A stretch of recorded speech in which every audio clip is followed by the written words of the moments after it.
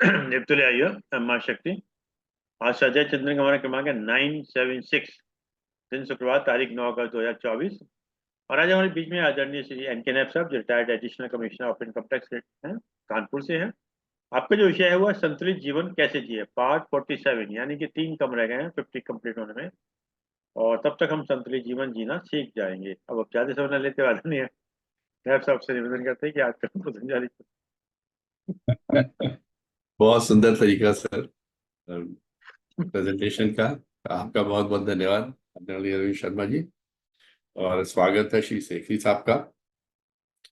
आज के उद्बोधन का प्रारंभ करते हैं माँ गायत्री के मंत्रोच्चारण से, जिनसे मन को शक्ति मिलती है, वाणी को शक्ति मिलती है, विचारों का प्रादुर्भाव होता है।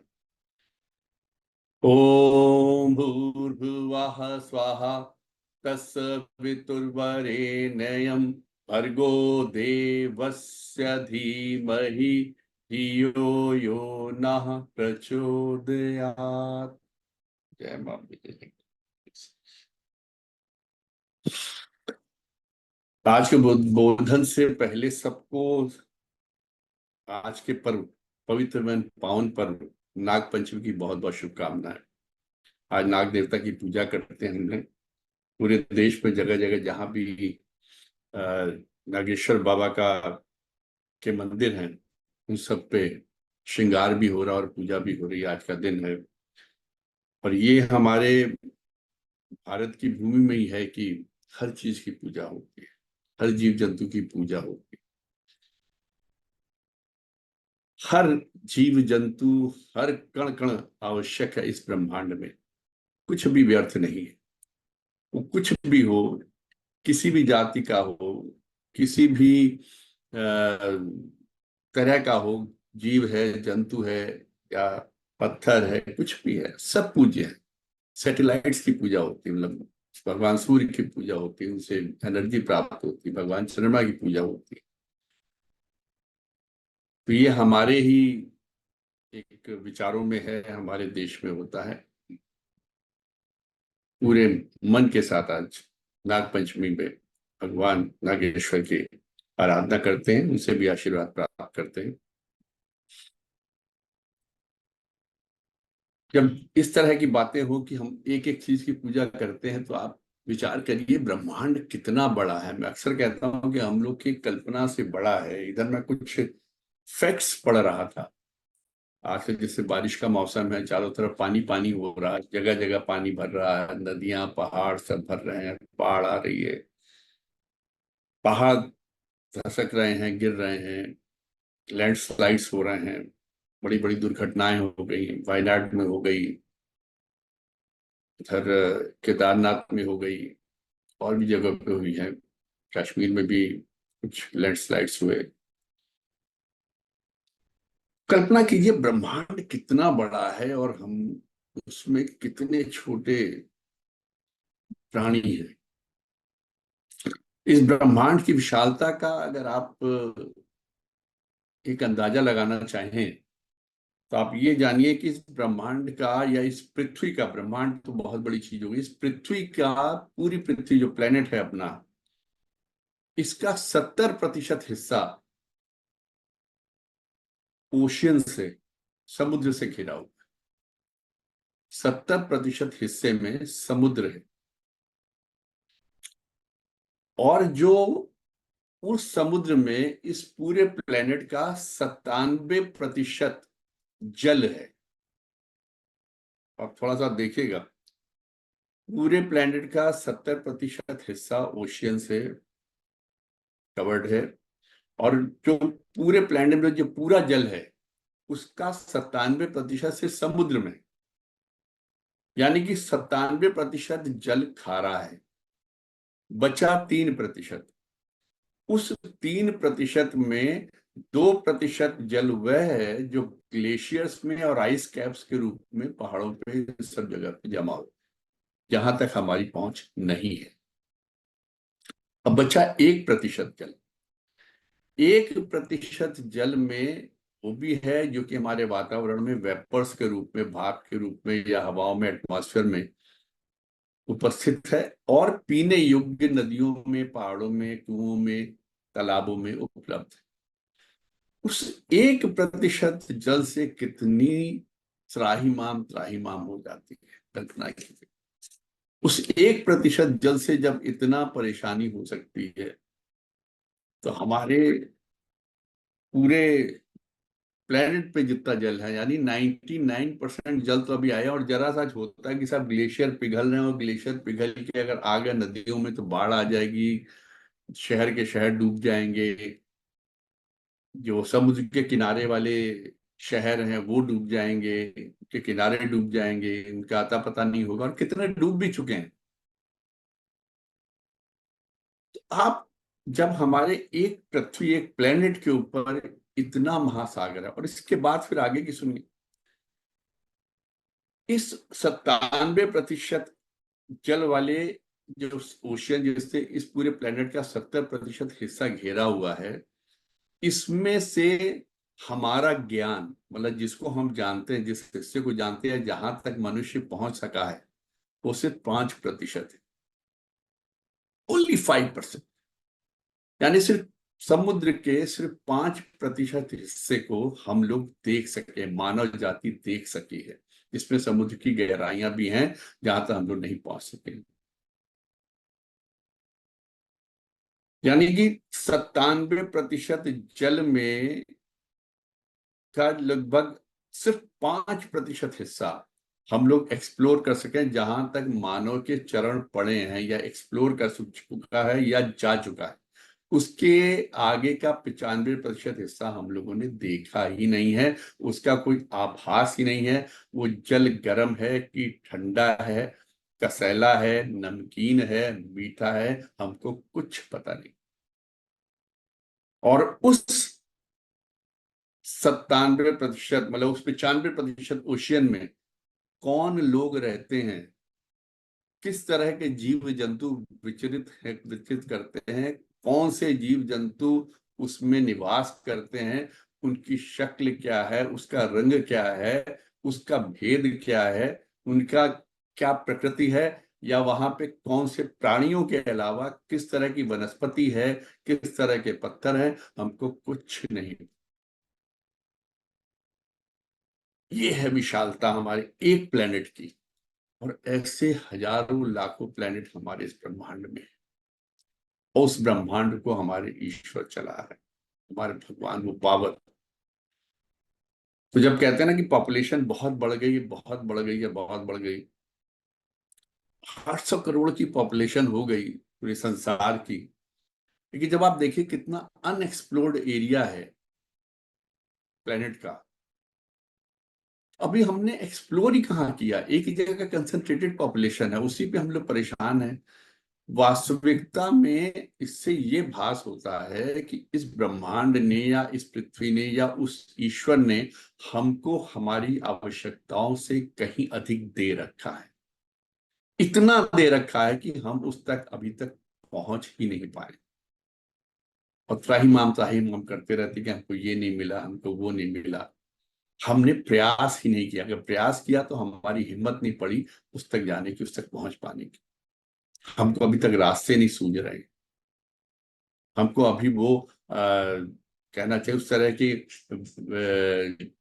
ज्ञान या विज्ञान नहीं प्राप्त हुआ है, उस तरह के हमारे अभी मशीनें नहीं आ पाई हैं, या उस तरह के हमारे पास और चीजें नहीं हैं जिससे कि हम उस हिस्से को एक्सप्लोर कर सकें और अपने कार्य में ला सकें। किस तरह से कर पाएंगे? तो अथाह सामग्री उपलब्ध है इस ब्रह्मांड में। अथाह सामग्री, अथाह साधन, अथाह सुख, सब कुछ उपलब्ध है, बस हम ले नहीं पा रहे हैं। उस ईश्वर ने अगर हमको इस संसार में भेजा है, अगर उसने हम लोग को उत्पन्न किया है, तो किसी अभाव के साथ उत्पन्न नहीं किया, उसने बहुत कुछ दे रखा।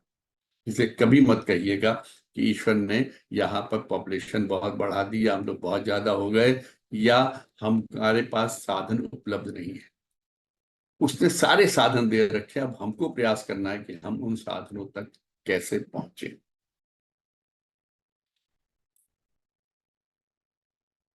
ये अजीब सा कंट्रास्ट है इस ब्रह्मांड का कह लीजिए, इस प्लेनेट का कह लीजिए, और हमारी सोच उसी के हिसाब से चलती है कि जब हम चीजों को ढूंढ नहीं पाते हैं, देख नहीं पाते, तो खींच के अपनी उतारते, क्या भगवान क्या कर दिया तुम, ऐसे भी कोई करता है? अरे उसने तो सब कुछ दिया हुआ है, उस तक पहुंचो तो सही, उस तक देखो तो सही, उसको प्राप्त करने का प्रयास तो करो।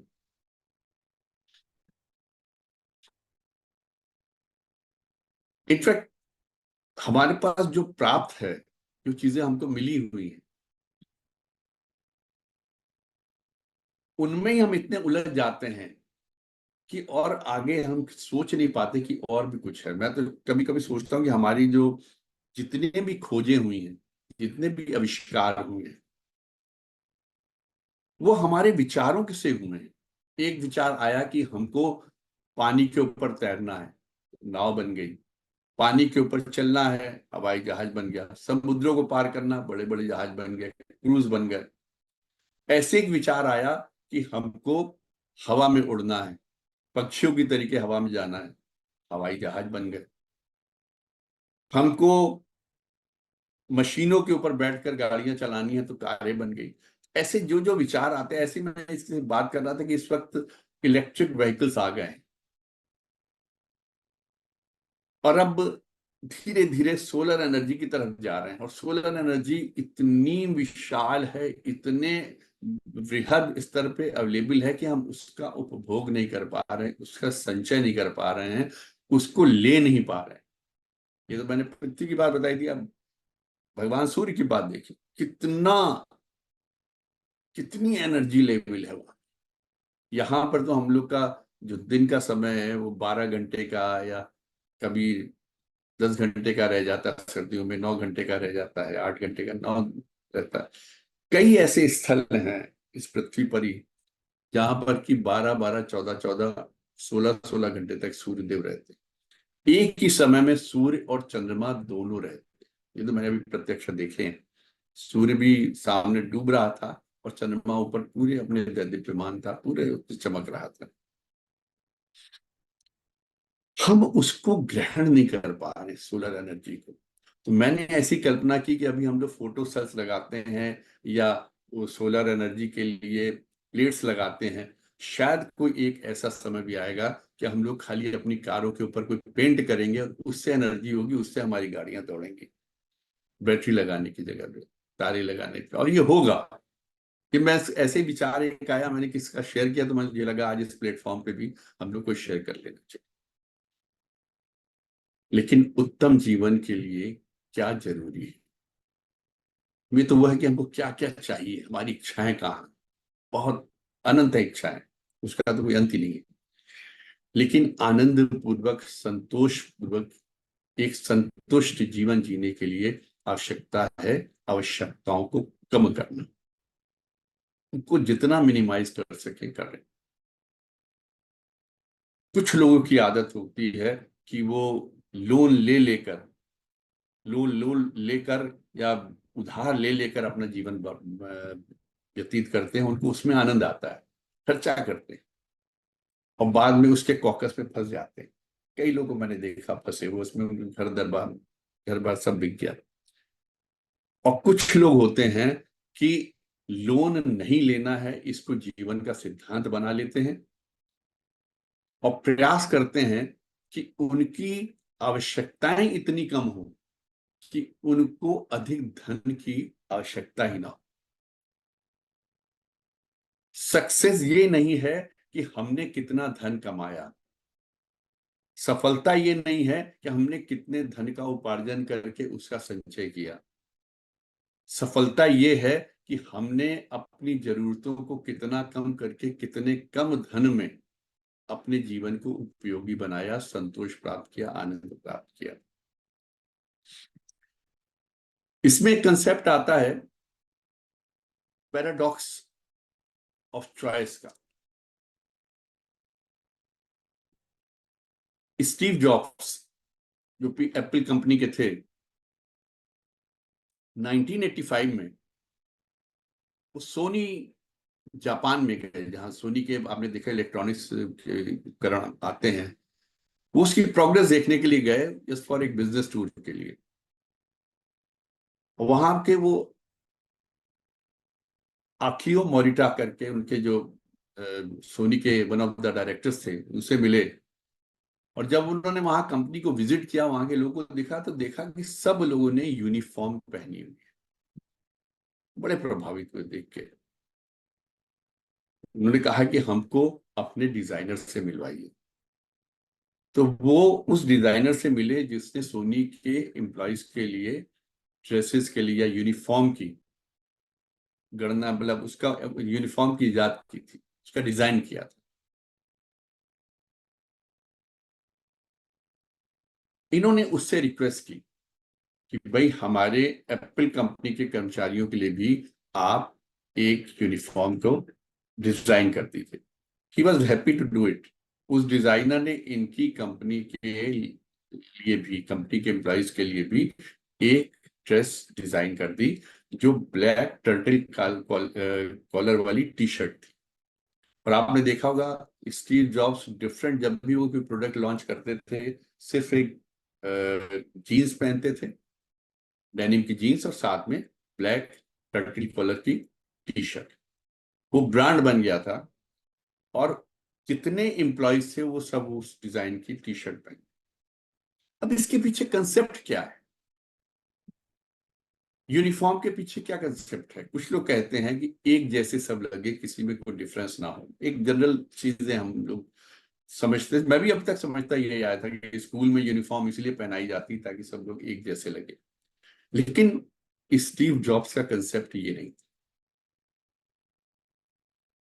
वो कहते जब हम एक यूनिफॉर्म इजाद कर लेते, और हमको पता है हमको कंपनी में जाना, रोज उसी टी शर्ट को पहनना है, तो हम उस समय को बचा लेते हैं जो समय हमको अपने ड्रेस को ढूंढने में लगाना पड़ता है कि आज हम क्या पहने। सारी परेशानी ये होती है कि आज हम क्या पहने। जब आपके पास डिफरेंट डिजाइन की शर्ट्स होंगी, टी शर्ट्स होंगी, डिफरेंट डिजाइन के आपके पैंट्स होंगी, जीन्स होंगी, या और डिफरेंट, कुर्ता पजामा है, या इस तरह के बरमूडा है, या शॉर्ट्स हैं, तो क्या पहने, इसके लिए बहुत ज्यादा चॉइस ढूंढने के लिए परेशानी होती है। जब आपकी अलमारी भरी होती है डिफरेंट कलर्स एंड डिजाइन से, उसमें से चॉइस करना, तो उसमें फिर परेशानी होने लगती है, यू वेस्ट योर टाइम।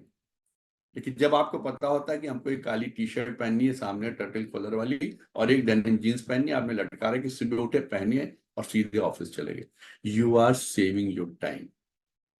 और जो ब्रेन को स्ट्रेस देना था कि हमने कौन सी यूनिफॉर्म पहनी, कौन सी ड्रेस पहननी है, वो स्ट्रेस खत्म। Paradox choice. अब इसको आप अपनी लाइफ पे देखिए कि एक टाइम था। अच्छा, इसमें ड्रेस में मैं, क्योंकि शर्मा जी सामने बैठे और ये शर्मा जी उसके लिए इज द बेस्ट एग्जांपल, उनको सफेद कपड़े पहनने गर्मी होंगी, कोई चॉइस ही नहीं है। उन्होंने सीधे, उनके पैंट शर्ट सफेद है और निकाली, कोई देखना नहीं, पहना। तो he is saving his lot of time. कोई टाइम लगाना ही नहीं है कि इस कलर की आज शर्ट पहनेंगे, इस कलर की ये पहनेंगे, इसके बाद मेरे को भी अभी पहनी, मैं सोच रहा था कौन सा कलर की टी शर्ट पहन लूं, थोड़े बारिश में भीग गया था, बात हो रही थी, तो मैं कहा चलो हैप्पीनेस का कलर येलो होता, पहन लेते। तो इतना स्ट्रेस दिया मैंने अपने दिमाग को। अगर ये होता कि मुझे सिर्फ एक ही कलर का पहन के यहाँ बैठना है, तो मुझे वो स्ट्रेस नहीं देना पड़ता, कि मैंने पहले एक शर्ट निकाली। I am just sharing it with you for the sake of explaining this particular aspect, क्योंकि मुझे ये बहुत हिट किया जब मैं इसको सुन रहा था, इसको पढ़ रहा था। पहले मैंने जो शर्ट पहनी थी सफेद का, मैं कहा चलो ये पहनी, भीगी सूख जाएगी, मैंने कहा नहीं खराब लगती है। फिर मैंने एक दूसरी शर्ट, एक डार्क ग्रे कलर की थी, वो पहनी, तो जब मुझे थोड़ी सी ठीक नहीं लगी, मैंने कहा कैसा कलर लगेगा, कहेंगे थोड़ा सा वैसी लुक आ गई। ये तीसरी टी शर्ट थी, और यही मुझे पता होता कि मुझे सिर्फ एक ही कलर की पहननी, तो मुझे मेरा उतना समय बचता और उतना स्ट्रेस बचता दिमाग का, मैं उसको पढ़ाई में लगा देता, जो मैं आप लोगों के साथ शेयर कर। तो मैंने अपने 10 मिनट जीवन के इस चॉइस के लिए गवाए। अब आप देखिए, आज से लगभग 35 साल पहले, 40 साल पहले, टीवी की आप एग्जाम्पल लीजिए। एक चैनल आता था दूरदर्शन का, आप पास कोई चॉइस नहीं थी। आपने टीवी ऑन किया, वो भी शाम के टाइम का 5 या 6, 6:30 बजे से शुरू होता था, 10 बजे तक खत्म हो जाता था। उसके 2 बार समाचार आते थे, एक हिंदी में आता था, एक इंग्लिश में आता था। हफ्ते में एक पिक्चर आती थी, कोई चॉइस नहीं थी, जो उन्होंने दिखा दी वो आपको देखनी है। एक चित्रहार आता था बुधवार को, जो उन्होंने दिखा दिए गाने भैया आपने देखने हैं। बाद में उन्होंने बुधवार के साथ शुक्रवार कर दिया एक, और इस तरीके से कोई, जब आपके पास चॉइस नहीं होती तो आपको कोई चैनल ढूंढने की जरूरत नहीं थी। और जो टीवी भी आते थे, आपको याद हो, मुश्किल से 8-9 चैनल उसमें होते थे घुमाने वाले, जो कि इम्पोर्टेड होते थे, तो इसमें 8-9 चैनल थे, अदर चलता सिंगल चैनल ही था। आज की तारीख, जब टीवी के डिफरेंट चैनल्स हो गए हैं, ओटीटी के प्लेटफॉर्म्स हो गए हैं, you have got plethora of choice, और हर आदमी कह रहा है मेरा प्लेटफॉर्म सबसे बेस्ट है, और उस प्लेटफॉर्म पे आपको एक साथ 100-150 मूवीज के ट्रेलर दिखा देता है कि आपको कौन सी देखनी।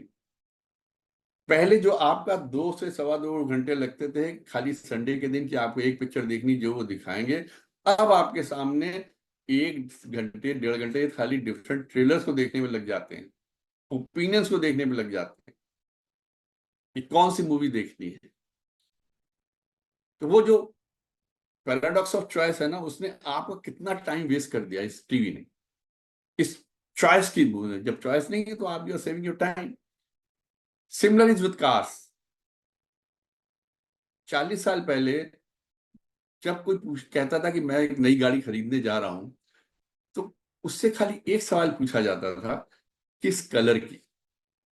और पूछा नहीं जाता, क्योंकि दो ही तरीके के ब्रांड होते थे, एक फिएट होती थी, एक एम्बेसडर होती थी, बाद में एक मारुति और आ गई। तो ये पूछा जाता था कि किस कलर की। लेकिन आज जब कोई कहता मैं कार खरीदने जा रहा हूं, तो उससे ये पूछा जाता है कि इलेक्ट्रिक खरीदने जा रहे हो, कि हाइब्रिड खरीदने जा रहे हो, कि तुम सीयूजी वाली खरीदने जा रहे हो, कि पेट्रोल की खरीदने जा रहे हो, कि डीजल खरीदने जा रहे हो, एसयूवी लेने जा रहे हो, सेडान लेने जा रहे हो, स्मॉल कार लेने जा रहे हो, क्या जीप लेने जा रहे हो, क्या लेने जा रहे हो।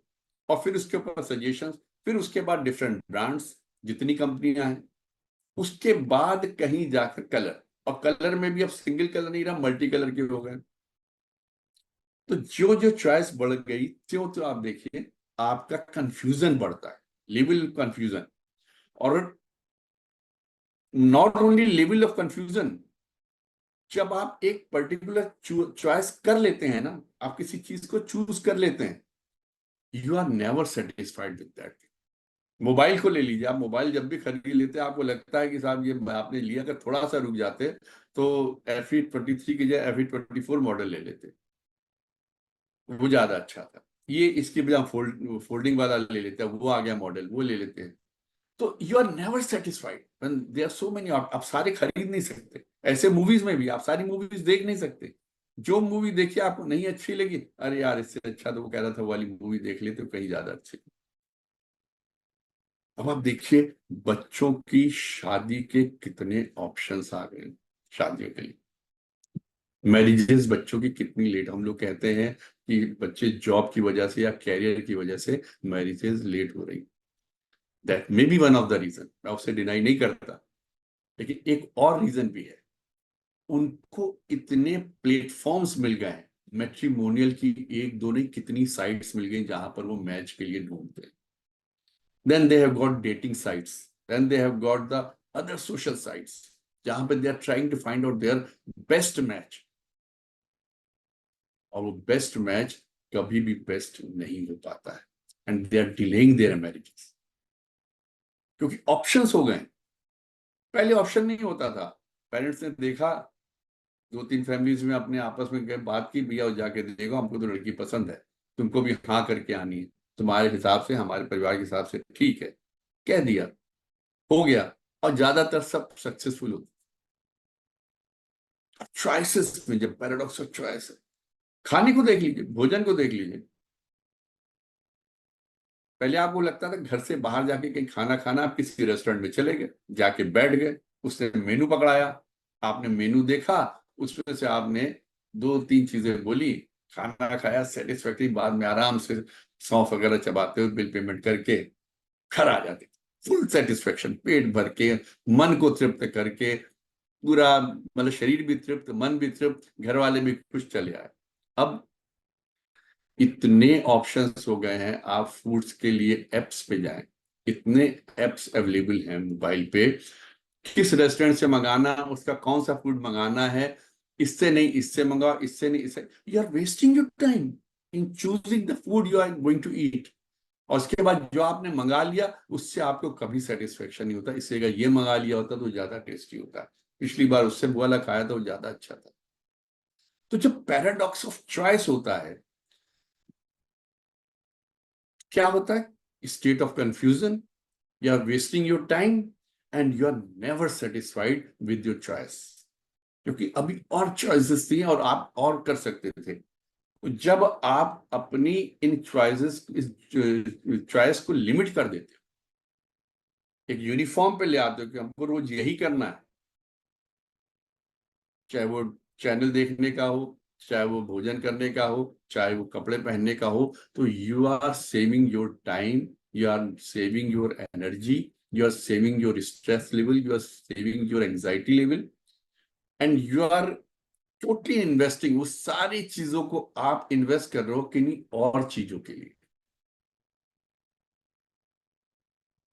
जहां पर वो ज्यादा जरूरी है, जहां पर उनको फोकस करना, जहां पर आपको तरक्की के लिए, जहां आपको अगर कोई बिजनेस है तो आप वही टाइम को बिजनेस में लगा रहे हो, जॉब है तो आपको उसमें लगा रहे हो ताकि आपको और तरक्की मिले, आप कोई किसी तरह का आविष्कार कर रहे हो, किसी तरह रिसर्च कर रहे हो, आप वो समय रिसर्च में लगा सकते। पुरानी रिसर्चर्स के बाद, जो पुरानी आप हम लोग कभी भी सुनते हैं आइंस्टीन वगैरह के बारे में, इन सबके सब वो घंटों, या आज की तारीख में भी जो साइंटिस्ट हैं, एक बार अपनी लैब में चले गए, जिन्होंने बड़े आविष्कार किए, एक बार लैब में चले गए तो दीन दुनिया से बिल्कुल अलग हो जाते। अभी भी स्पोर्ट्स में जो है, जो sports person who are excelling, Olympic में खेल रहे हैं और पदक जीत रहे हैं या जीतने वाले हैं, जीत सकते थे, उनके बारे में पढ़ें तो उनके कोच यही बताते कि हम उनके घर वाले से उनको बात नहीं करने देते थे, once they are with us, तो साल में 1 या 2 बार घर जाते थे बस, महीने में 1 बार बात करिए, रोज कोई बात नहीं करनी, कोई मोबाइल नहीं, कोई, ताकि वो डिस्ट्रैक्शन ना हो, जो उनकी एनर्जी का है वो वेस्ट ना हो, वो सारा कंसंट्रेशन उनका अपने आप को और इम्प्रूव करने में लगे, और इम्प्रूव करने में लगे, और इम्प्रूव करने। तो जब ये पैराडॉक्स ऑफ चॉइस का आता है तो इसका जस्ट अपोजिट है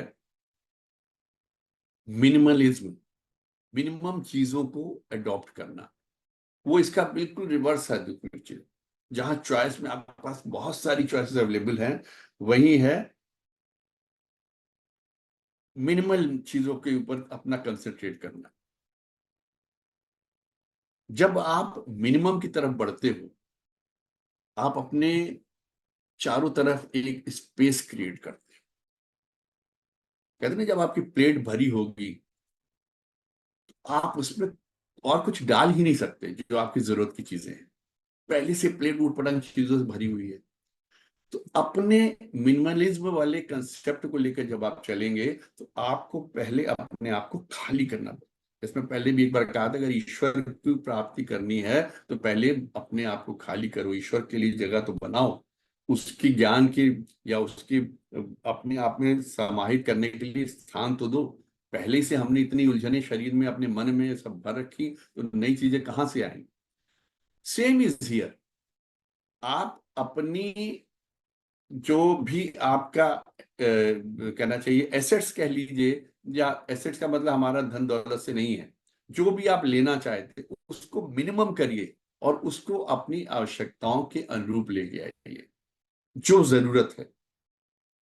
सपोज आपको अगर खाना खाना है तो उतना ही लीजिए जितना आपको भूख है, अगर बहुत ज्यादा चॉइस है तो भरनी नहीं है।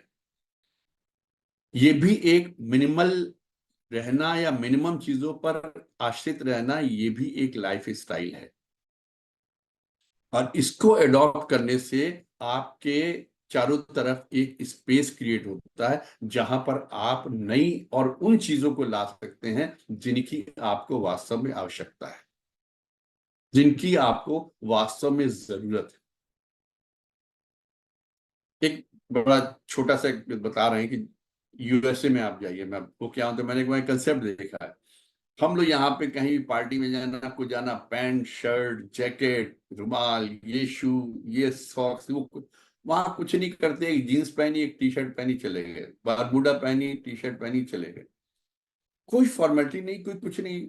और टेल यू, मैं जिस हिसाब से सोच के गया था मुझे ये कपड़े ले जाने वो कपड़े ले जाने हैं, I was shocked, it was not required. और अगर मैं उस तरीके से पहन के जाता तो शायद मैं ऑड मैन आउट होता वहां। They are more concern about their work. Interview दे रहे हैं, टी शर्ट में पहन के इंटरव्यू दे रहे हैं, बैठ के अपना उस पे ऑनलाइन इंटरव्यू चल रहा है, कोई एक्सप्लेनेशन दे रहे हैं, टी शर्ट पहन के, बॉस ने टी शर्ट पहनी, उसने भी, एम्प्लॉय ने भी पहनी, इंजीनियर ने भी पहनी, आराम से बैठ के they are discussing, they are focusing on the concept, जो रिसर्च वर्क के ऊपर डिस्कस कर रहे हैं, कपड़ों को नहीं देख रहे हैं। जब हम सारा ध्यान इन चीजों पे लगा देते हैं तो हमारा जो कंसंट्रेशन एक्चुअल में होना चाहिए वो खत्म हो जाता है। जब हम खाने की प्लेट में हमको जो नहीं चाहिए कह दीजिए नहीं चाहिए, खाली उतना ही लीजिए जितनी आपकी जरूरत है, ताकि वेस्ट ना हो। अपनी चॉइस को मिनिमाइज करिए, मिनिमल कीजिए, कितना स्टफ एक्स्ट्रा है उसको हटाइए। And it is not only with food, with clothes, with other things, it is also with your thoughts. आपकी सोच, आपके विचार, इनको, ऊट पटांग विचारों को अपने दिमाग से हटाइए, ऊट पटांग चीजों को दिमाग से निकालिए। और उस तरफ जब तक आप ये नहीं करेंगे तब तक स्पेस वो क्रिएट नहीं होगा जहां पर आप फोकस कर सके उन चीजों की तरफ जो वाकई में आपके लिए जरूरी है, जो आपके लिए, आपके परिवार के लिए, आपके बच्चों के लिए जो आवश्यक है, उन तक कंसंट्रेट करना बहुत जरूरी। और उसके लिए तभी कर पाएंगे जब आप थॉट्स में भी कर्टेल करेंगे। Same comes on the, on your relationship. कहते साहब हमारे तो बहुत दोस्त हैं, फेसबुक पे इतने फॉलोअर्स हैं, मैं इस पे एक्स पे लिखता हूँ या इस तरह पे तो इतने लोग फॉलो करते हैं, ये इतने लोग फोन करते हैं रोज सुबह, इतने लोग व्हाट्सएप करते हैं, इतने नंबर, क्या मिल जाता है? जब आप अपनी चीजों को फोकस करते हैं, मिनिमाइज करते हैं, you are also cutting down your social connections. Minimum करिए उतने ही जितने जरूरी है, अननेसेसरी के नहीं। रोज जरूरी नहीं कि शाम को घूमने जाना ही है तो 50 या 10 लोग के पास जाना है, 15 लोग यार, अपना भी टाइम वेस्ट करते हैं, दूसरों को भी वेस्ट करते हैं। आप जब सोशल इस तरह की चीजों को कर्टेल करेंगे, you will have more time for yourself, जो आपको अब तक मिला ही नहीं, जिसको आप अन्य चीजों में कंसंट्रेट कर सकते हैं, उन चीजों में लगा सकते थे जो आपके लिए बहुत जरूरी थे। कहते प्रभु के ध्यान के लिए या हमको मेडिटेशन के लिए समय नहीं मिलता, हमको पूजा के लिए समय नहीं मिलता, हमको ध्यान करने के लिए समय नहीं मिलता, हमको एक्सरसाइज करने के लिए समय नहीं मिलता। जब आप अपने अननेसेसरी के, आई एम नॉट सेइंग कि जरूरी कनेक्शन है, फैमिली की कनेक्टिविटी होती है, आपके फ्रेंड सर्किल होता है, वो बहुत जरूरी होना ताकि आपकी एंग्जाइटी लेवल कम हो।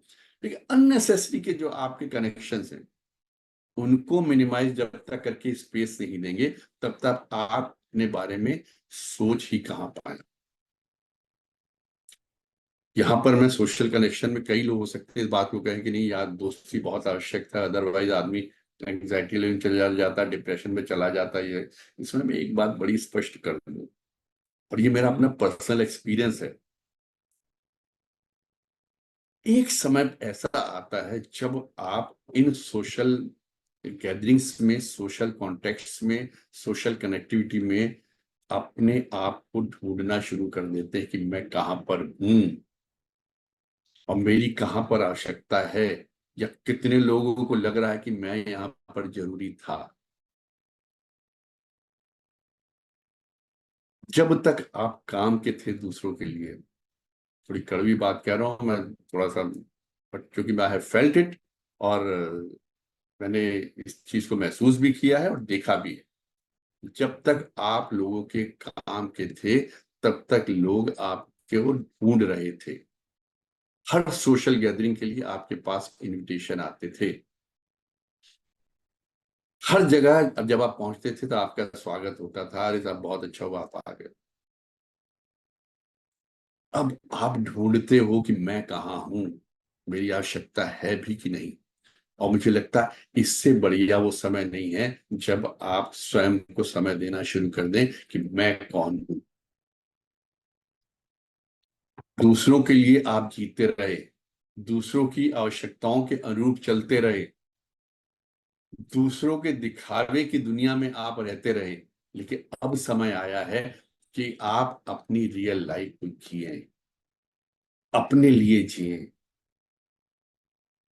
जो जरूरी है आपके लिए, आपके जो मन में आता खाने के लिए वो खाएं, जो आपके मन में आता पहनने के लिए वो पहने, जो आपके मन में आता है ध्यान करने का ध्यान करें, जो आपके मन में आता पढ़ने के लिए, क्योंकि अब आपके पास अपने लिए समय होगा। अब आपके पास अपने लिए वक्त है और सुविधाएं ईश्वर ने आपको दे रखी। अब वो सारा समय आप अपने आप पे कंसंट्रेट करिए। जो आप मेडिटेशन नहीं कर पा रहे तो उस मेडिटेशन को करके जानिए कि आप कौन हैं, क्या हैं। और जो अननेसेसरी के रिलेशन थे वो सब खत्म हो गए। Now you concentrate on all those relations, उन पे फोकस करिए जो आपके लिए जरूरी थे, जिनको आपकी आवश्यकता थी। इससे क्या होगा कि ना केवल आप अपनी क्वालिटी ऑफ लाइफ ठीक अच्छी करेंगे, आप उन लोगों की क्वालिटी ऑफ लाइफ पर भी ध्यान दे सकेंगे, उसको भी इंप्रूव कर सकेंगे जो आप पे डिपेंड कर रहे थे और अभी तक डिपेंड करते हैं, और जिनके लिए आप अति आवश्यक है। इससे ना केवल आप दूसरों की जबरदस्ती की चिंता करने से आप अपना स्ट्रेस लेवल खराब करते हैं, अपना एंजाइटी बढ़ाते हैं। यहाँ नहीं जा पाया, वहां नहीं जा पाया, यहाँ जाना था, उसने बुलाया था, उसका ये काम रह गया, उसको लोन दिलाना था, उसकी ये प्रॉब्लम हो गई है, मुझे उसको ठीक करना। अरे भाई, उसकी जो प्रॉब्लम हुई है उसने खुद क्रिएट की है। Let him fight his own fight. उसने एक प्रॉब्लम क्रिएट कर लिया, अब आपको बुला रहा है कि वो जानता है कि you are a man of means, आप उसकी मदद कर सकते हो, आप उसको उधार दे सकते हो, या आपके कॉन्टेक्ट से आप उसको कहीं से लोन दिला सकते हो, वो आपके पास चला आया। करते रहिए, उसके लिए स्ट्रेस लीजिए, फिर जब वो रिकवरी नहीं होगी तो उसकी एग्जाइटी लीजिए, उसका स्ट्रेस लीजिए। लेकिन क्या ये जरूरी था? तो जब हम इस कंसेप्ट पे आते हैं कि मिनिमलिज्म की तरफ, मिनिमम की तरफ, तब हम अपने आप को उन तमाम चीजों से दूर कर लेते हैं जिनकी हमारे जीवन में आवश्यकता ही नहीं। अगर याद हो तो मेरा जो पहले दूसरे लेक्चर थे उसमें मैंने पारिग्रह और इस सब के ऊपर ही चर्चा की थी। उसी को मैं अब दूसरे कंसेप्ट से, पैराडॉक्स ऑफ चॉइस और इन सब से समझाने की कोशिश कर रहा हूं एक नए कंसेप्ट के साथ। Less is more is the slogan. जब हमारे पास सबसे कम सुविधाएं होती हैं तो हमारे पास सबसे अधिक संतोष, आनंद, संतुष्टि रहती है। स्ट्रेस लेवल मिनिमम होता है, एंजाइटी लेवल मिनिमम होता है, हमारी quality of life maximum high level पे होती है। हमारे पास मैक्सिमम टाइम होता है, we are not wasting our time. और ऐसे में हम कुछ भी करना चाहें, सदुपयोग करना चाहें, उस समय का सदुपयोग अपने लिए कर सकते हैं। To start saying no and try to, वही बारी जो था कि आप if you want to be successful, try to see कि आपकी कितनी मिनिमम उनके साथ आप जीवन जी सकते हो। सक्सेस ये है कि आपकी आवश्यकताएं कितनी कम है। और एक और बात बता दूं, इस शरीर को, इस तन को बहुत चीजों की आवश्यकता नहीं होती।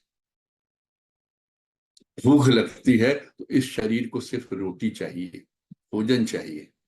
लेकिन जो हमारा मन है ना, कि मन कहता कि नहीं, हमको रोटी मक्खन के साथ चाहिए, शहद के साथ चाहिए, मिठाई के साथ चाहिए, गुड़ के साथ चाहिए, ये चाहिए वो चाहिए। शरीर को रिक्वायरमेंट नहीं है, ये हमारे मन को है। मन को कंट्रोल करना, मन को शांत रखना,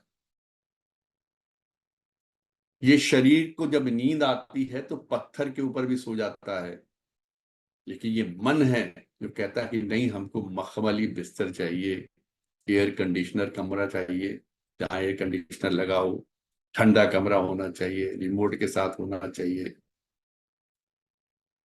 ये मन को संतुष्ट करना शरीर को नहीं चाहिए होता। ऐसे ही वस्त्रों के लिए, शरीर को वस्त्र सिर्फ ढकने के लिए चाहिए होते हैं, सर्दी गर्मी से बचने के लिए चाहिए होते हैं, कि मन है जिसको अपनी भरी हुई अलमारियां देखने की आदत होती है और तब भी संतुष्ट नहीं होता। सारी प्रॉब्लम तो यह है कि इतना सब होने के बाद भी संतुष्टि का लेवल लगभग शून्य होता है, शून्य। जितना ज्यादा लेते जाएंगे उतनी शून्यता बढ़ती जाएगी। कहते हैं ना, एक के आगे जीरो लगाते चले जाए, शून्य बढ़ाते चले, बढ़ते जाएंगे। लेकिन जब हम इन तरह की चीजों को इकट्ठा करना शुरू कर देते हैं तो अंक के बाद नहीं, अंक के पहले शून्य लगाते चले जाते हैं, जिनका कोई अर्थ नहीं। इस शून्यता को समाप्त करिए, अपनी आवश्यकताओं को कम से कम करिए। मान के चलिए कि जो बीत गया वो हमारी डेस्टिनी थी, वो मेरा प्रारब्ध था। जो आने वाला समय है वो हमारे भविष्य हम खुद बनाएंगे। और वर्तमान में हमको किस तरीके आनंद से और संतोष के साथ रहना है, क्योंकि जब हम इस संसार में आते हैं तो शायद अपने पुराने कितने जन्मों का प्रारब्ध लेकर आते हैं, लेकिन प्रारब्ध ये नहीं कहता कि यहाँ पर ऊट पटांग खाते जाओ और अपने शरीर को 150-200 किलो का बना लो, अपने वजन को बढ़ाते जाओ, बीमारियां पालो, इसको ये सब नहीं कहता वो प्रारब्ध। वो प्रारब्ध आपको जन्म देता, उस घर में देता जहां पर सुविधाएं उपलब्ध है, बस। अब ये आपके ऊपर है कि आपको इस जिस प्रारब्ध के साथ आए हैं उसको किस तरीके अच्छे से व्यतीत करना है। अपने वर्तमान को उत्तम बनाइए, संतोषप्रद बनाइए, खुश रहना सीखिए और ऐसे कर्म कीजिए, ऐसी आदतें डालिए कि आने वाला समय आपके लिए बेहतर हो, अच्छा हो, सफलता के साथ। एक और बड़ा अजीब सा कंसेप्ट चलता है हम लोग के साथ, हमने अपनी जनरेशन में बहुत ज्यादा देखा है, कि जिन चीजों का हम लोगों के जीवन में खासकर बचपन में अभाव रहा। देखिए, आज से मेरी उम्र 64 साल की है, तो मान के चलिए 60 साल पहले, 55 साल पहले, 50 साल पहले का जो जीवन था वो अपने देश में भी बहुत गरीबी थी, चीजों की ऐसी उपलब्धता नहीं थी, लोगों के पास इतना धन नहीं होता था, एमएनसीज वगैरह नहीं थी, बड़ी मेहनत करनी पड़ती थी, बहुत नौकरियां भी इतनी नहीं होती थी, जीवन अभाव में रहता था, बचपन अभाव में रहता था, लेकिन हम तब भी खुश रहते, प्रसन्न रहते थे। उन्हीं खेलों में व्यस्त रहते थे जो गली कूचों में खेला जाता था, या घरों में भाई बहन लोग आपस में खेलते थे, एक जैसे कपड़े पहन लिए, एक दूसरे कपड़े पहन लिए, बड़े भाई के कपड़े जब छोटे हो गए तो छोटे वाले ने पहन लिए, किताबें एक क्लास से दूसरे क्लास तक बड़े भाई बहनों से छोटे भाइयों के पास आती रहती थी, उन्हीं से पढ़ते थे, नहीं खरीदते नहीं थे। तो ये कहीं ना कहीं वो कचोट हम लोग के दिल में या हम लोग के दिमाग में बसी रहती है कि हम लोग के साथ ये अभाव रहा।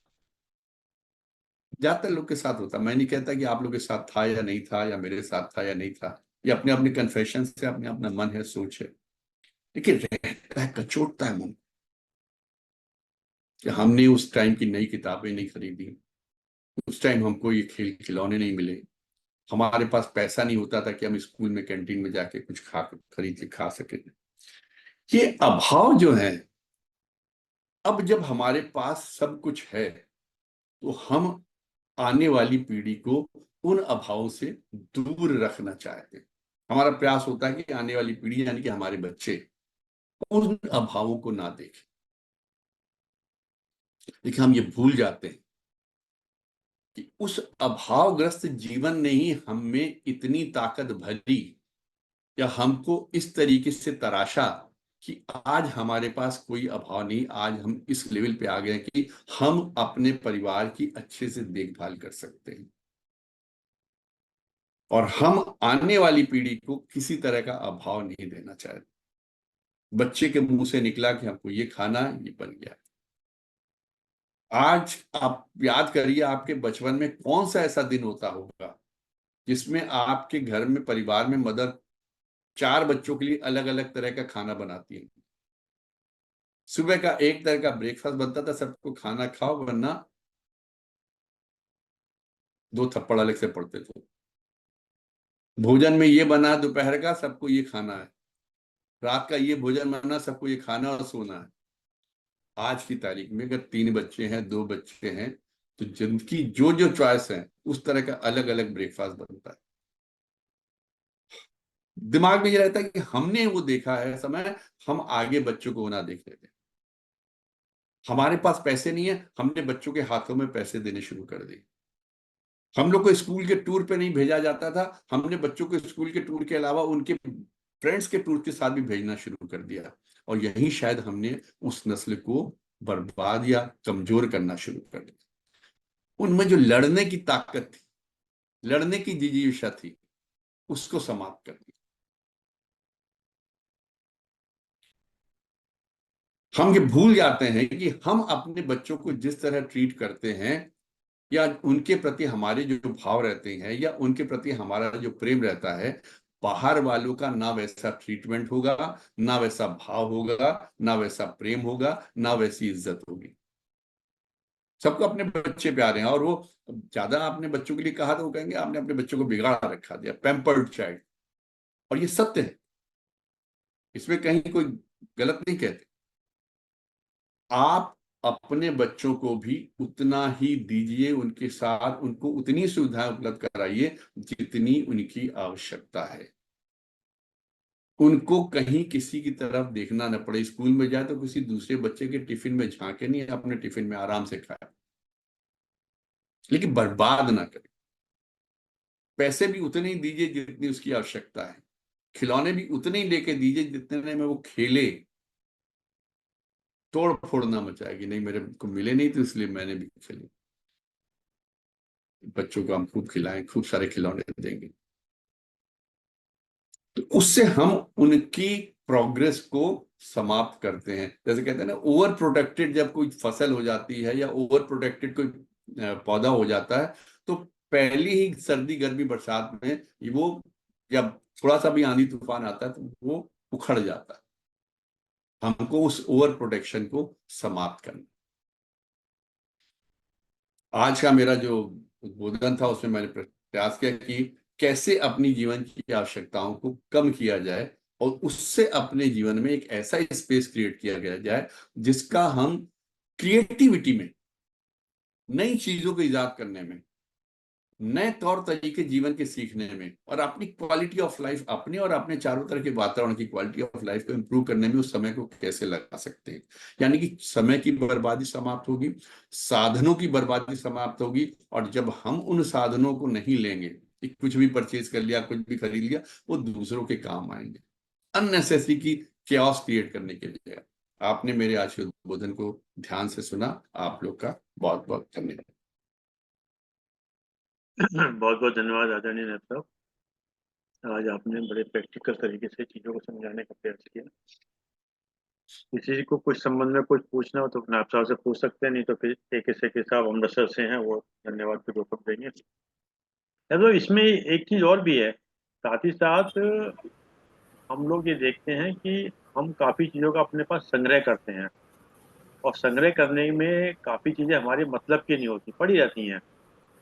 तो क्यों ना हम उस चीज को भी जो है निकालते रहें साथ ही साथ, चाहे वो किसी भी रूप में हो। बहुत सारी चीजें होती हैं। नहीं नहीं, बिल्कुल सही कह रहे हैं। और मैंने जैसे आपको याद दिलाया, मेरा जो पहले दूसरे लेक्चर थे, आज 43वां है, हम्म पहले से 1 से लेके 5 तक के लेक्चर्स अगर आप सुनेंगे, हम्म उसमें मेरा कहना था कि आप चीजों को जो आपके काम की नहीं है, हम्म जिनको आप यूज नहीं कर रहे हैं, उनको किसी ऐसे को दे दीजिए जो इसका यूज कर बिल्कुल। सके। और बल्कि इसमें तो मैंने ये भी कहा था, अगर आपको याद हो, कि हमको हर साल अपने वार्डरोब को देखना चाहिए और जिन कपड़ों को हमने पिछले 1 साल में नहीं पहना है, सर्दी गर्मी बरसात बिना पहने निकल गए, यानी कि हमको उनकी आवश्यकता नहीं थी ना है। उनको तो हमको इमीडिएट कम कर देना चाहिए, इमीडिएट हटा देना। ये मैंने उस वक्त भी कहा था, मैं आज भी कह रहा हूँ। आप अपने वार्डरोब को देखिए, क्योंकि होता क्या, आदमी 4 तरह के जूते ले लेता है, लेकिन आप देखेंगे रोज वो वही पहनता है जो उसको कंफर्टेबल लगते हैं। हम्म, बाकी वेस्टेज है, किसी दूसरे के काम क्यों ना आए। हम्म, अच्छा है कि उन कपड़ों को अपनी वार्डरोब में ढूंढे, या उन संसाधनों को अपने जगह घर पे ढूंढे जिनका आपने पिछले 1-2 साल में कोई उपयोग नहीं किया है, और आपको लगता है कि भी नहीं कि आगे कोई उपयोग होगा। बेहतर है कि उसको आप उनको दे दीजिए जिसको उसकी वाकई में आवश्यकता है, और उसका सही यूटिलाइजेशन। और साथ ही साथ अगर देखा जाए तो जो स्कूल्स के अंदर सिलेबस होते हैं, बुक्स होते हैं, जो आए दिन चेंज कर देते हैं, और जो बच्चे अपग्रेड होते हैं, कायदे में तो ये देखना चाहिए कि जो बच्चे की पुस्तकें बजाय रद्दी में देने के वो स्कूल में दे दी जाए, और जो बेचारे अफोर्ड नहीं कर सकते हैं वो उसको उसको ले सकते हैं वहाँ पर। मतलब हमारे यहाँ बहुत से थॉट्स ऐसे हैं जिनको कि हम कर सकते हैं, जिसमें हमारा कुछ नहीं लगता, परंतु हम कहीं ना कहीं ये चीजें ऐसी हो चुकी हैं, जैसे अभी आपने देखा, हम लोग पहले भी चर्चा कर रहे थे कि एजुकेशन और हेल्थ ये सरकार का मामला है, और कभी किसी ने प्रश्न उठाया क्यों इस पर जीएसटी पे किया जा रहा है, कम से कम जीएसटी कम कर दें इस पर। तो अभी आपने कोचिंग में देखा कितना जोर से जीएसटी दिया जा रहा है। मतलब दो चीज जो एसेंशियल है वहां तो कहीं ना कहीं कट किया जा सकता है ना। हम कह रहे हैं कि आप नहीं, आप बहुत कुछ ना करें, कम से कम अपने कमरे की खिड़की खोलें ताकि उसका प्रकाश से दूसरे को फायदा पहुंच जाए। हम्म, अब आपको समझ में आया जो मैंने कहा कि पैराडॉक्स चॉइस को जब कम करते हैं, हम्म, जब आप मिनिमल पे आते हैं, तो आपके दिमाग की खिड़कियां खुलने लगती हैं। टाइम का जो आप यूटिलाइजेशन ओटीटी चैनल में ढूंढने करते हैं, और वो हम्म, टाइम में आपके थॉट एक आने लगा कि क्यों ना हम इस तरीके कर दें कि पुस्तकों को डिस्ट्रीब्यूट कर दें, या इस हम्म, तरह से लोगों के हेल्थ की तरफ कुछ उनका ध्यान दें। तो जब हम अपने समय को सही उपयोग करना शुरू करेंगे, तो इस तरह के थॉट सोसाइटी में आएंगे, ह्यूमन बीइंग में आएंगे, and we will start acting upon that. और इस तरह का सर कई जगह पे हो रहा है, जहां बच्चों से किताबें इकट्ठी की जाती है स्कूलों में, और हम्म, इकट्ठी करके नेक्स्ट क्लासेस में डिस्ट्रीब्यूट की जाती हम्म, कर रहे हैं लोग। और इस तरह के जब हम अपनी उलझनों को कम करेंगे, अपनी ऊट पटांग के सोशल कॉन्टेक्ट को कम करेंगे, तो हम उन कॉन्टेक्ट की तरफ ज्यादा ध्यान दे सकेंगे जहां हम कुछ ना कुछ समाज के लिए कर सकें, और अब तक हमने जो समाज से लिया है वो रीपे करना शुरू कर सकें। तो अपनी उलझनों को कम करिए, अपने थॉट्स के जो ऊट पटांग है उनको कम करिए, minimise the unnecessary stress level, and try to give the fruitful to the society. हम्म। जैसे कि आपने कहा कि पहले समय में एक टीवी होता था, एक चैनल आते थे, और अब कितने आ गए हैं। अब तो देखिए उससे ज्यादा जो खतरनाक है हम लोग देख रहे हैं वो हमारा मोबाइल फोन है सर। इस मोबाइल फोन ने, अभी मैं पढ़ रहा था पेपर में कि बहुत से बच्चे खाना मोबाइल को देख के खाते हैं, उससे उनके दांतों को चबाने की स्ट्रेंथ कम हो गई। ये कितना हानिकारक है। हम लोग नहीं, पेरेंट्स ये सोचते हैं कि बच्चे को मोबाइल दे दिया, बच्चा खाना खा रहा है अपना, या बच्चे को अपने काम में लग गए, बच्चे को मोबाइल दे दिया।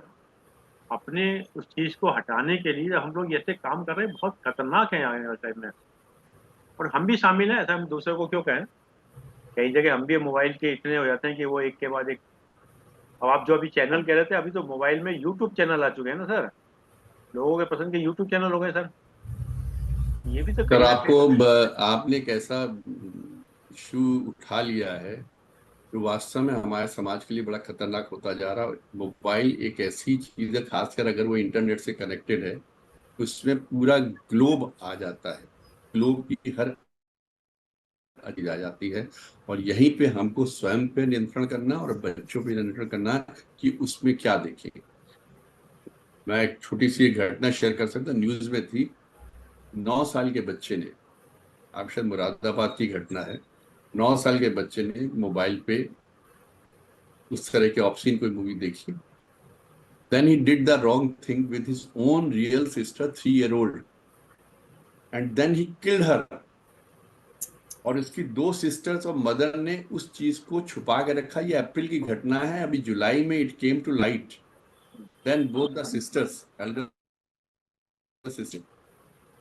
तो वही है कि हम किन चीजों का क्या उपयोग कर रहे हैं, तो बच्चों को क्या हमको देना है। हर चीज अगर हम उनको उपलब्ध करा देंगे, नहीं ये मोबाइल ले लो, खरीद लो, दे दिया, इंटरनेट का दे दिया, वाईफाई भी घर में लगा दिया और उनके मोबाइल रिचार्ज करा दिया, पता नहीं क्या देख, क्या संस्कार ले रहा हो। तो यही पर है कि हमको उनको वही चीजें देनी, और खासकर ये कोरोना में जो ऑनलाइन क्लासेस हुई हैं, ऑनलाइन क्लासेस के बाद मोबाइल कई स्कूलों ने अपने स्टूडेंट्स को बांटे हैं। जो बच्चे नहीं खरीद सकते थे, उनकी आवश्यकता को देख के उनको फ्री ऑफ कॉस्ट दिए कि आप घर पे ऑनलाइन क्लासेस अटेंड करिए। लेकिन वो कोरोना था, बस हो गया, उसका उपयोग हो गया, अब वो ले लेने चाहिए वापस, ताकि उस जो पीरियड में वो अपने समय के जो दुरुपयोग करते हैं डिफरेंट साइट्स को देखने में, अच्छी साइट्स भी हो सकती हैं, बुरी साइट्स भी हो सकती हैं, उसका कंसंट्रेशन करें अपनी पढ़ाई की तरफ, अपने अध्ययन की तरफ करें। और हम लोग इस चीज को मॉनिटर करें कि उसको अगर सपोज उसको ऑनलाइन कुछ अच्छी चीजें देखनी है, कुछ अच्छी साइट्स देखनी, कुछ पढ़ाई से रिलेटेड देखनी है, तो वो हमारे सामने हो, अनटिल अनलेस बच्चा खुद समझदार ना हो जाए। ये बहुत, मोबाइल तो आज की तारीख में एक ऐसी चीज है जिससे छोटे तो छोड़िए बड़े भी फंसे पड़े, कितने ट्रैप हो जा रहे हैं, साइबर क्राइम में जा रहे हैं, साइबर क्राइम हो रहे हैं, उनके बैंक अकाउंट्स खाली हो रहे हैं, कितने लोग हैं जिनको की अननेसेसरी थ्रेट्स आ रही हैं, कितने आपके अभी गुड़गांव में एक लेडी का बताया गया, शी वाज रिटायर्ड, उसके हस्बैंड भी रिटायर्ड थे, तो उनकी डॉटर थी फॉर बॉम्बे में कहीं, she was under cyber arrest, ये पिछले महीने की बात है, फॉर मोर देन 68 आवर्स। और उसका सारे बैंक अकाउंट बैंक में गई उसी साइबर अरेस्ट में ही, बैंक से 85 लाख की उसने अपनी एफडीज प्री मैच्योर करवा के पेमेंट की है साइट्स पे, और साइड पे कोई उसको धमका रहा था, सीबीआई की धमकी दे रहा था यूनिफॉर्म पहने हुए। तो इन सब चीजों का उपयोग सर कैसे करना है, ये बहुत आवश्यकता है। मुझे तो लगता है आपके एक साइबर एक्सपर्ट बीच में आए थे, उन्होंने कुछ इस तरह पे काफी प्रकाश डाला था, तो साइबर अरेस्ट के ऊपर एक दिन बड़ी कुछ नहीं जरूरी सर, क्लास हो। कहेंगे सर। इसमें एक चीज और देखिए विशेष, अगर हमारा कभी जो मन है ना सर, ये मन इतना वो है कि जब हमें किसी गलत चीज में रुचि आती है, अगर हम इसको डाइवर्ट कर दें तो फिर हमें सही चीज में रुचि आने लगेगी, मतलब उसको सिर्फ हमें उलट पलट करना है बस। ये मन की विशेषता है सर।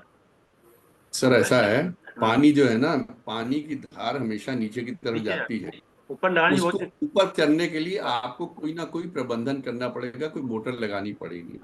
इसे गलत चीजों की तरफ मन बड़ी जल्दी आकर्षित होता है, बड़ी जल्दी आकर्षित होता है। लेकिन अगर उसको आप सही चीज तरफ ले जाना चाहते हैं, तो आपको मन का मोटर लगानी पड़ेगी, ध्यान की मोटर, या कहीं ना कहीं अपने आप को एक्सर्ट करना पड़ेगा। और एक बार आपको उसकी उपयोगिता समझ में आ गई कि साहब जब मोटर से पानी ऊपर जाने लगता तो हमारे उपयोग में आता है, नलों में आता है, हम उससे अच्छा काम कर सकते हैं, फिर आप मोटर चलाते रहोगे जब जरूरत पड़ेगी पानी की। तो सर ये तो है ही। और आप एक बार ध्यान लगाना शुरू कर दिए, उसमें उसमें आनंद आएगा। आप भजन सुनना शुरू कर दिए सर, आपको बड़ा आनंद आएगा। आप सत्संग अटेंड करना शुरू कर दिए, आप उसमें आनंद आना शुरू कर दीजिए, आ जाएगा। आप गलत सोबत में जाएंगे तो अट्रैक्शन तो उधर भी है, जाते ही हैं लोग, हर उम्र के लोग जाते हैं। बस वही है कि आपको सोचना है ना, वही मैंने आपको बताया कि तन की क्या आवश्यकता है वो बड़ी मिनिमम है, हमारी आवश्यकता बहुत मिनिमम, लेकिन ये मन जो है ना, इसको सब कुछ चाहिए, हर तरह का आराम चाहिए, हर तरह का सुख चाहिए। 5 तत्वों से ये शरीर बना हुआ पंचभूत का, इसको कोई आवश्यकता नहीं है। लेकिन जो 25 तत्व मन के हैं ना, यही खराब की हो, उन पे नियंत्रण जरूरी, उन 25 घोड़ों के रथ को जो है कंट्रोल करना। चलिए साहब, बहुत बहुत धन्यवाद। अब शेखर साहब सोच रहे हैं क्या बोला जाए ताकि वो धन्यवाद देंगे। चलिए। धन्यवाद धन्यवाद अरविंद शर्मा साहब। सब कुछ तो आप लोगों ने डिस्कस कर ही लिया है। तो आज के जो मेन उद्बोधन में नेप साहब ने 2.5 महीने बाद अपना उद्बोधन दिया। हमारा संतुलित जीवन बिगड़ गया था। तो आज ज्योग्राफी के ऊपर इन्होंने बताया कि पानी 1% है, मतलब कि जो हमारे काम का है। बड़ी यूनिक नॉलेज इन्होंने दी। और बाकी जो 99% के पानी के बारे में तो हमें मालूम ही नहीं है, जो ओशंस में पानी वगैरह है, एक प्लेनेट के बारे में है। शेखर साहब थोड़ा उसको पीछे हो जाइए, आपका चेहरा बिल्कुल दब गया, फिर हम देख नहीं पा। हाँ, थोड़ा सा ऊपर हाँ, को जाइए हम। तो इन्होंने नेचुरल रिसोर्सेज के बारे में, ज्योग्राफी की थोड़ी पहले नॉलेज से शुरू किया। उसके बाद में जब इन्होंने टेक्नोलॉजी का एडवांसमेंट के बारे में बताया कि हो सकता है कि पेंट से ही मैंने गाड़ी चलने लग जाए, मेरा इंटरनेट पे खराबी आ गई थी, थोड़ा मैं मिस हो गया था मेरा। उसके बाद इन्होंने पैराडॉक्सेस और चॉइसेस के बारे में बताया। तो हमारा जो असंतुलित जीवन हो गया है, उसका मेन कारण है कि बहुत सारी चीज़ें हमारे को मिल गई हैं। ये पैराडॉक्स ऑफ चॉइस जो आया है, इसी कॉन्सेप्ट से निकला है कि ज़रूरत से ज़्यादा हमें चीज़ें मिल गई हैं, हमें उसको आवश्यकता जितनी है उतनी ही चीज़ें इस्तेमाल करेंगे, तब हमारा जीवन संतुलित में आ जाएगा। और इसी प्रकार मतलब कि शारीरिक, मानसिक और आध्यात्मिक तीनों लेवल पर हमारा संतुलित जीवन बन जाएगा। आज काफ़ी पॉइंट्स इन्होंने बताए, और तीनों मतलब कि तीनों लेवल पे हमारा संतुलित जीवन हो सकता है। इस पॉइंट्स पे हम चलना शुरू कर दें तो बहुत अच्छा लगा, बहुत नॉलेजेबल है। इन्होंने भी काफ़ी समय के बाद अपना समय निकाला और काफ़ी अध्ययन करने के बाद हमारे पास लेके आते हैं चीज़ों को। बहुत बहुत धन्यवाद श्री नेब साहब का, बहुत बहुत धन्यवाद सर। बहुत बहुत धन्यवाद आदरणीय के साहब, बहुत बहुत धन्यवाद आदरणीय एन के साहब, अपने समय दिया। और मेरे ख्याल से 2 लोग शायद डॉक्टर पूजा जैन और डॉक्टर विवेक चंद्रा शायद आपके मित्र होंगे नेब साहब। अच्छा, चलिए जूम पर पहली बार दिखाई दे रहे हैं, तो चलिए आप भी आते रहिए, कोई भी है। चलिए, तो बहुत बहुत धन्यवाद जूम के सभी लोगों का, विशेष रूप से धन्यवाद कि आपने समय दिया। और जैसे कि एक विचार के साथ और 3 बार ओम के साथ अपनी बात को समाप्त करते हैं। आज का विचार, वह सब कुछ जो हम दूसरों के बारे में सोचते हैं, आज नेब साहब के ऊपर ये विचार है। वह सब कुछ जो हम दूसरों के बारे में सोचते हैं या जिनकी वजह से हम परेशान होते हैं, अगर हम ध्यान दें या स्वयं को देखें, हम क्या हैं, कैसे हैं, ये समझाने में लगाएं, तो हमें शांति, उन्नति और बेहतर स्थिति में होंगे। जी जी, बहुत बढ़िया। और सभी परेशानी मुक्त हो जाएंगे। यानी ज्यादातर हम दूसरों को न देख के अपने आप को जब देखना शुरू करते हैं, जैसे गुरुदेव का थॉट है कि अपना सुधार संसार की सबसे बड़ी सेवा है। अगर जिस दिन हम अपना करना शुरू करते हैं, तो वो भी संसार की बहुत बड़ी सेवा रहेगी। बहुत बढ़िया। आइए बढ़िया 3 बार उनका उच्चारण करते हैं।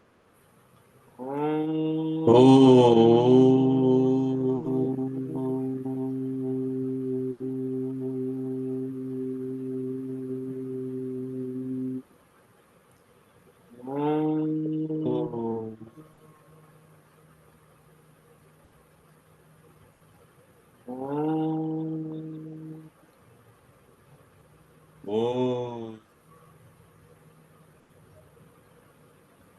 शांति शांति शांति शांति शांति। सभी सबको को प्रणाम। प्रणाम, सबका बहुत बहुत धन्यवाद।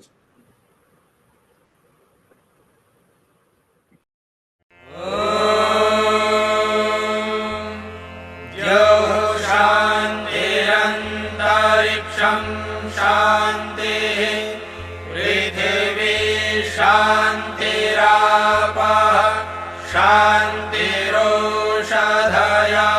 शान्तिः वनस्पतयः शान्तिर्विश्वे देवाः शान्तिर्ब्रह्म शान्तिः सर्वं शान्तिः शान्तिरेव शान्तिः सा मा शान्तिरेधि। ॐ शान्तिः